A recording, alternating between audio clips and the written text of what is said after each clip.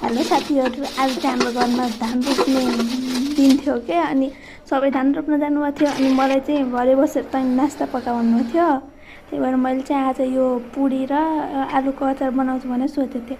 सुरुमा चाहिँ आलु पनि थिएन, घर नजिक पनि आलु नभएर कति टाढा, अझै साइकल पनि पङ्चर थियो। हिँड्दै गएर मैले आलु लिएर आएको यस्ता चर्का काममा। अनि त्यसपछि आलु बसालिसकेँ त आलु उसिनेसम्म यता पिठो मुछिहाल्छु भनेर पिठो मुछेपछि राम्ररी भिज्छ नि त।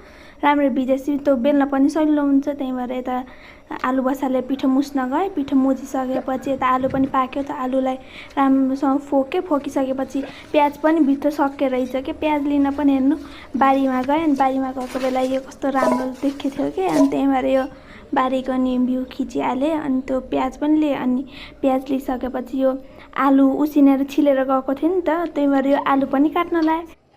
अनि आलु काटिसकेपछि यसमा प्याज हालेँ। प्याज हालेपछि यो आलुको छोप थियो क्या।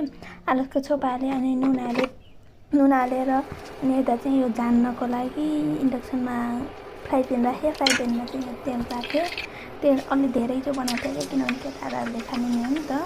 त्यही भएर अलि धेरै चाहिँ बनाएको थिएँ। अनि त्यही भएर अलि धेरै चाहिँ तेल हालेँ अनि मेथी हालेँ अनि बेसार हालेँ। अरू केही खुर्सानी पनि नरहेछ हेर्नु, न रातो खुर्सानी न हरियो खुर्सानी चाहिँ हालेन अचारमा, पिरै भएको थिएन। अनि त्यसपछि त्यसलाई राम्रोसँग मोलेँ। अनि फ्रिजमा त कागती रहेछ क्या, कागती रहेछ त्यही भएर चुका हालेन, कागती मात्रै हालेँ।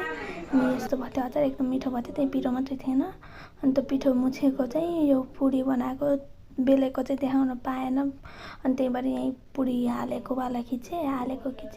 अनि पुरी पनि राम्रै भयो थियो। यस्तो भयो थियो। अचार र पुरी त मिठो भयो थियो साथीहरू।